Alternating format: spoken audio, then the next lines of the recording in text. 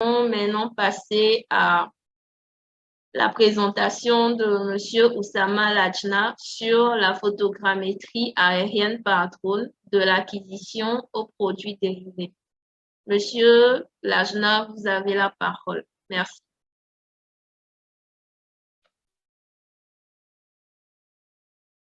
Bonjour tout le monde. Est-ce que vous m'entendez bien? J'espère.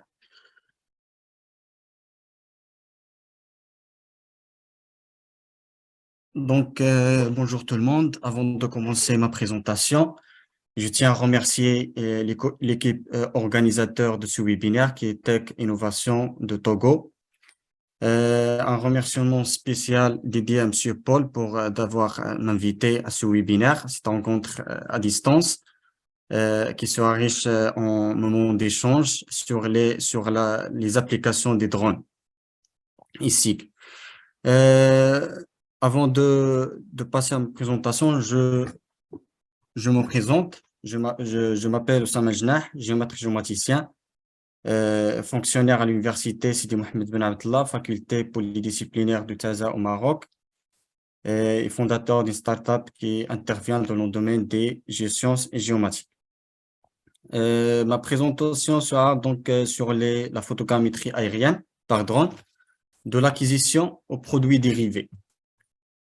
Durant cette présentation, on va essayer de voir une petite introduction sur les drones en topographie, donc puis les phases de préparation d'une mission de prise de vue aérienne, et puis l'autorisation de vol, et quatrièmement, faire une planification et l'acquisition des données, et puis des traitements des images, et finalement les livrables et les produits dérivés et des exemples.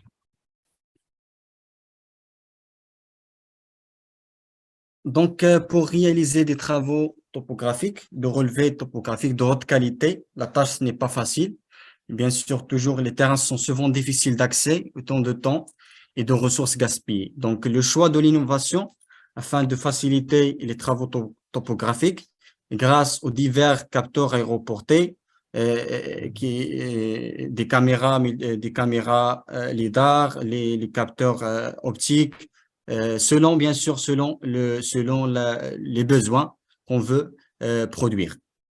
Donc, afin de cartographier et modéliser un lion 3D, donc c'est un avantage de gain de temps et de sécurité des personnels et la qualité de haute précision des livrables. Donc, sous divers drones, des drones à aile fixe, des drones… S'il vous plaît, Monsieur Oussama, comme oui? on n'a pas votre écran.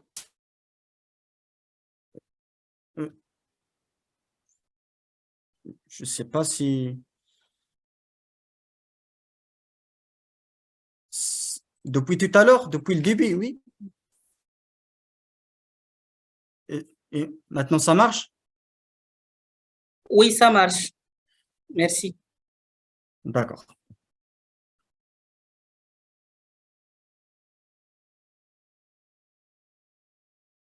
Donc, le choix de l'innovation afin de faciliter des travaux topographiques, donc grâce aux capteurs aéroportés au bord des drones, nous pouvons bien sûr représenter, cartographier un lieu en 3D avec un gain de temps et de sécurité des personnels et qualité de haute précision des livrables. Donc, plusieurs types de drones, donc des drones à voilure fixe, des drones multirotors, des drones hybrides, couplés bien sûr aux capteurs multispectrales, des capteurs RGB, des capteurs LiDAR et thermiques, selon bien sûr l'objet de la mission. Donc, on va passer aux différentes phases de préparation d'une mission de prise de vue aérienne. Donc, la phase de préparation au bureau donc, consiste à faire une étude d'évaluation des besoins des clients, donc afin de répondre à la demande. Donc, on essaye bien sûr, de mettre plusieurs phases, plusieurs scénarios. Donc, on essaie premièrement de repérer la zone d'étude sur un fond satellitaire.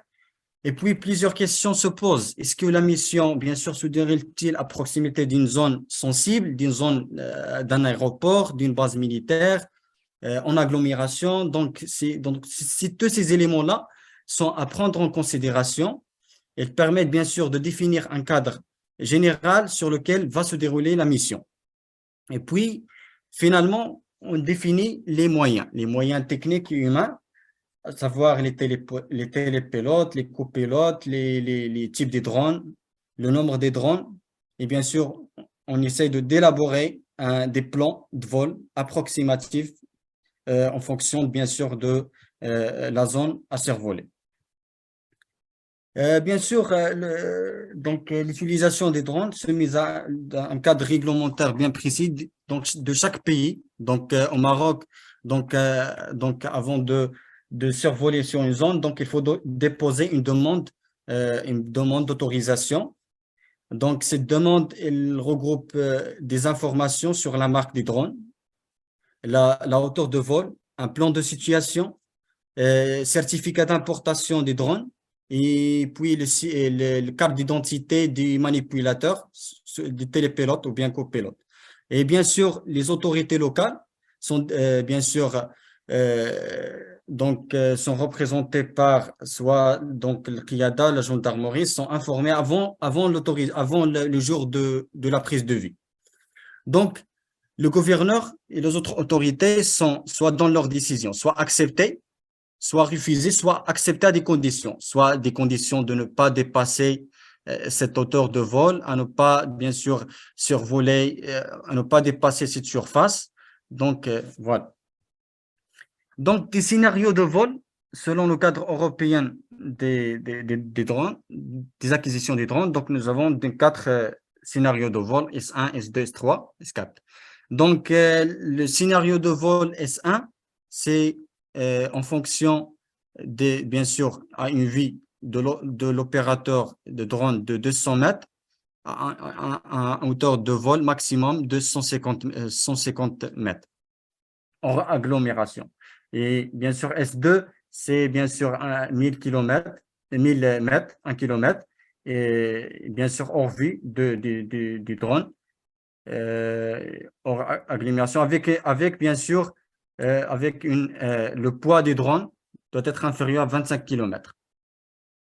Concernant le S4, S3 plutôt, donc une hauteur de vol de 150 mètres avec une distance de l'opérateur au drone, donc à vue, donc c'est 100 mètres. C'est ainsi qu'en S4, c'est 150 mètres de hauteur de vol avec une distance hors vue par rapport à l'opérateur, par rapport à l'aéronef. Donc, pour la planification et acquisition des données, donc avant de survoler le drone, donc il y a certains paramètres à prendre en considération, à savoir des conditions climatiques, des conditions atmosphériques liées bien sûr à la vitesse du vent, la direction du vent, le nuage, bien sûr, est-ce qu'il y a des nuages, beaucoup de nuages, et ainsi que des paramètres qui sont liés au drone. Bien sûr, la vitesse du drone, l'autonomie des batteries, c'est-à-dire l'angle d'acquisition des images, soit un adhéral ou bien incliné. Donc, à prendre en considération.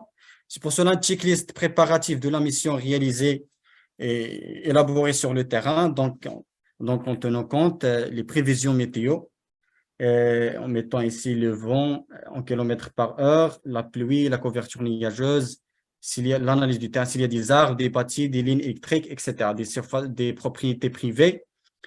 S'il y a un espace aérien à cocher, donc s'il y a des zones interdites à mettre dans le checklist préparatif, des équipements, le nombre de batteries, les charges, etc. L'autorisation, mais la référence d'autorisation, la durée, la référence, la prestation, les livrables et la durée. Donc c'est un champ réservé à l'agent, donc le nom, prénom soit des télépilotes ou bien copilotes, la date et la signature, et bien sûr, le contrôleur, c'est le directeur technique ou bien le chef d'équipe qui est désigné pour la mission. Donc, concernant les prévisions météo, donc on essaie de voir ça sur l'application Météo Blue. L'espace aérien, donc on rentre sur Google Maps pour contrôler les lieux. Et bien sûr, voilà. Donc, la hauteur de vol. Le choix de la hauteur de vol, généralement, la plupart des cas s'effectue sur le terrain. Donc, visons chaque particularité de chaque terrain. Donc, bien sûr, en tenant compte l'autorisation de vol, donc à ne pas dépasser la hauteur qui est donnée dans l'autorisation. Et bien sûr, en tenant compte, bien sûr, la résolution demandée par le client dans le CPS, le cahier de prescription spéciale. Bien sûr, le choix de la résolution du pixel, c'est en fonction, bien sûr, des clients. Donc, il y a d'autres paramètres à introduire. Donc, c'est les recouvrements longitudinal et transversal. Pour des acquisitions aériennes par drone, généralement, on prend 80% pour le longitudinal et 60% pour les transversales. Donc, concernant la planification du vol, donc il existe plusieurs logiciels de planification soit sous des ordinateurs, soit des tablettes, des smartphones. Et chaque marque des drones possède son propre logiciel de planification. On essaie de délimiter la zone de secteur d'étude. Et puis, l'application génère les lignes de vol, et on essaye bien sûr, de l'adapter selon notre cas d'étude. Donc, le choix des points de contrôle. Donc, les points de contrôle doivent être répartis sur l'ensemble de la zone à relever ou bien la zone d'étude. Bien sûr, les points de contrôle s'effectuent soit par des procédés topographiques ou bien par des procédés GNSS avant l'acquisition, ou bien s'effectue directement en mode RTK. Bien sûr, s'il y a un GNSS intégré au drone, bien sûr, une station qui est liée au drone. Donc, pour savoir que chaque composant de drone est accompagné par une station de contrôle. Cette dernière peut être, bien sûr, on a dit, peut-être un ordinateur portable, une tablette ou bien un smartphone. Donc, il assure la liaison entre le drone et l'utilisateur afin de pouvoir, bien sûr, contrôler la plateforme ou bien l'aéronef aéroporté. Bien sûr, on n'oublie pas le point d'atterrissage et le point de décollage, donc dans un endroit approprié, dégagé. Donc, voilà. Pour les traitements des images, donc après l'acquisition des images, généralement le traitement passe par plusieurs étapes. Ici, on travaille sur PX4D. Il existe plusieurs logiciels de photogrammétrie, des traitements des images usées des drones. Donc, dans ce cas, donc, on travaille avec PX4D. Passe par 3 étapes. Donc, la première étape, c'est le traitement initial, et puis il vient le niage de points, émaillage, et puis l'MNS et l'orthophoto. Donc, l'étape des traitements initial, donc le logiciel essaye de faire l'extraction des points caractéristiques de chaque photo, donc de chaque cliché, et identifier les points correspondants, donc les points caractéristiques de chaque photo. Avant d'effectuer, bien sûr, l'assemblage des photos, le logiciel corrige les photos. Plus précisément, attribuer les corrections liées à la position des drones. Donc, cette étape se termine par la génération d'un rapport de qualité en format PDF qui est très demandé par le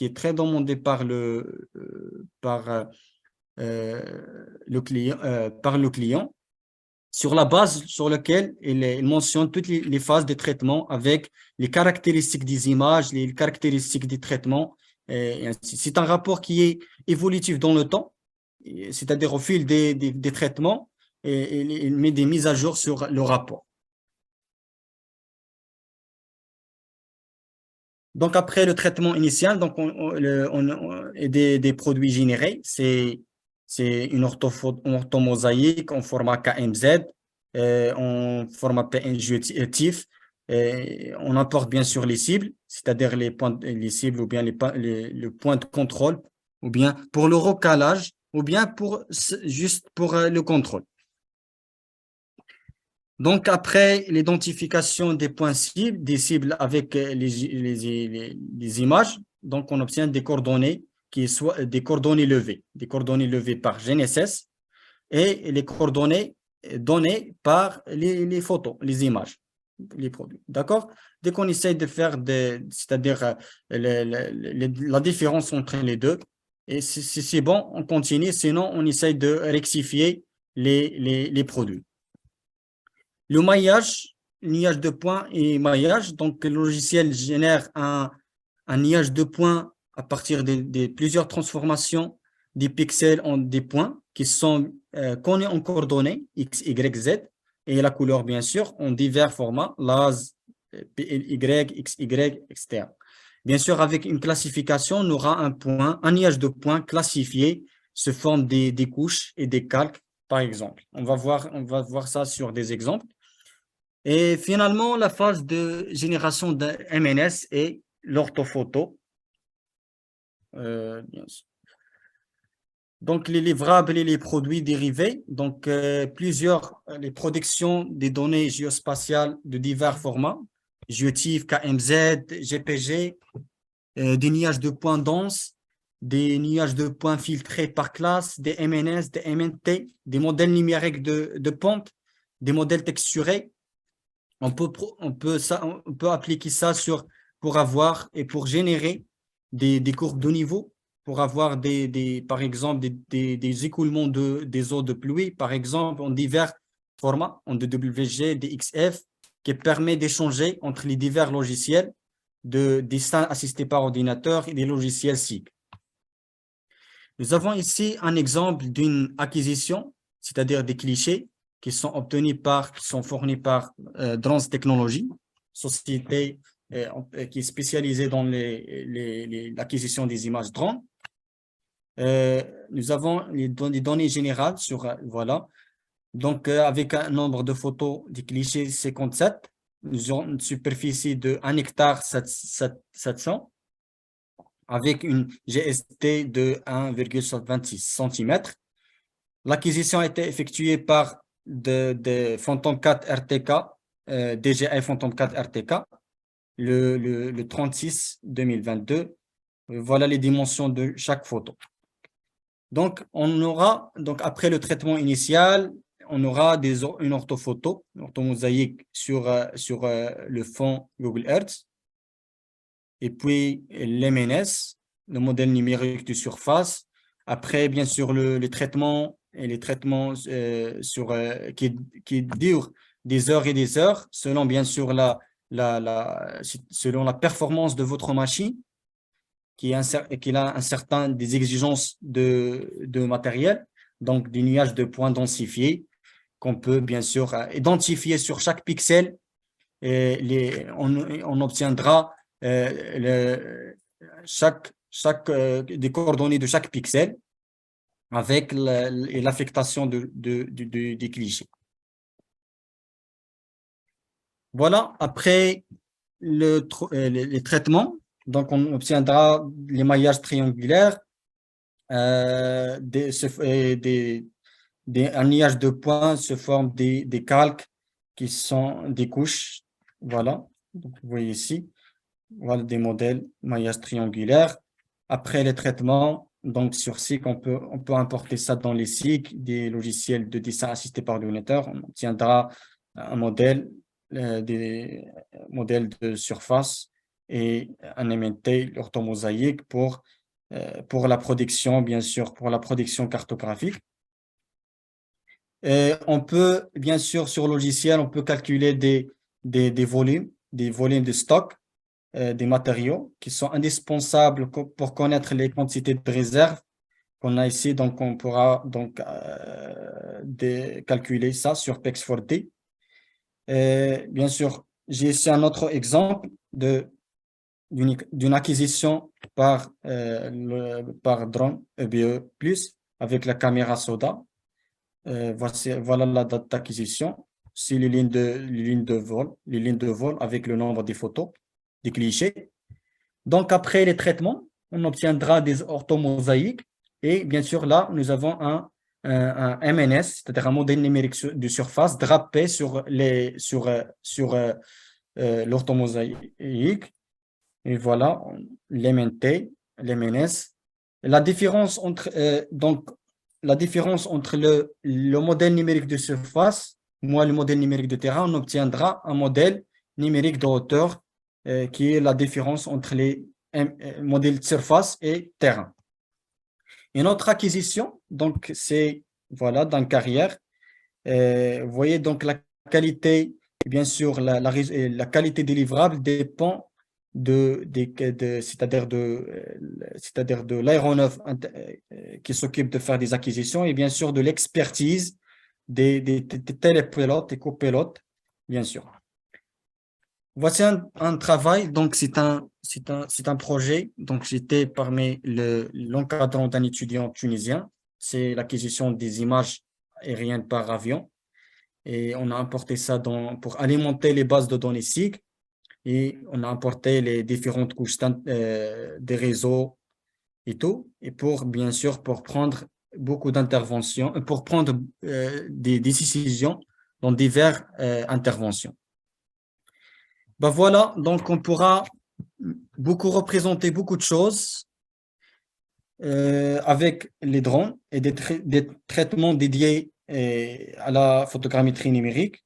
Donc, pour conclure, l'efficacité et la qualité des résultats issus des drones et de la photogrammétrie numérique dépend essentiellement de la compétence de l'intervenant ou bien des intervenants. Donc, aujourd'hui, on trouve que les drones, donc dans beaucoup de secteurs et d'activités autour des acteurs socio-économiques et beaucoup de choses sont en cours de découvert régulièrement. Donc, je tiens à vous remercier pour votre attention. S'il y a des questions, je suis à votre disposition. Merci.